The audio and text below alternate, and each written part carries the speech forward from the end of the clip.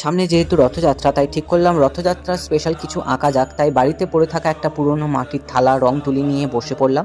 তো প্রথমেই মাটির থালাকে ভালো করে ঘষে মেজে ধুয়ে নিয়েছি। তারপর হোয়াইট অ্যাক্রেলিক ফেব্রিক কালার দিয়ে পুরো থালার প্রাইমার বেসটা আমি কমপ্লিট করে নিয়েছি। আর আজকে ড্রয়িংয়ের রেফারেন্স ফটোর জন্য গুগল থেকে আমি একটা জগন্নাথ দেবের ছবি ডাউনলোড করে নিয়েছি। তো সেটাই এখন আউটলাইন শুরু করেছি। তো মাটির থালার বেসটা যদি খুব ভালো করা থাকে, তার উপরে কিন্তু এই পেন্সিল দিয়ে ভালোভাবে আউটলাইন করে নেওয়া যায়। আর যদি বেস না করা থাকে তাহলে কিন্তু আউটলাইন করতে খুব সমস্যা হবে, প্লাস যখন আমি রং করব সেই রঙগুলো কিন্তু ভালোভাবে ফুটবে না। তাই বেসটা কিন্তু ভালো করে রেডি করে নিয়েছি। তারপর ছবি দেখে দেখে যেখানে যেমন ড্রয়িং রয়েছে সেটা ফ্রি হ্যান্ড আমি খুব ভালো করে ড্রয়িং করে নিয়েছি। আর কিছু কিছু জায়গায় মেজারমেন্টের জন্য আমি একটু হালকা পেন্সিল হাতের মাপ করে দেখে নিয়েছি।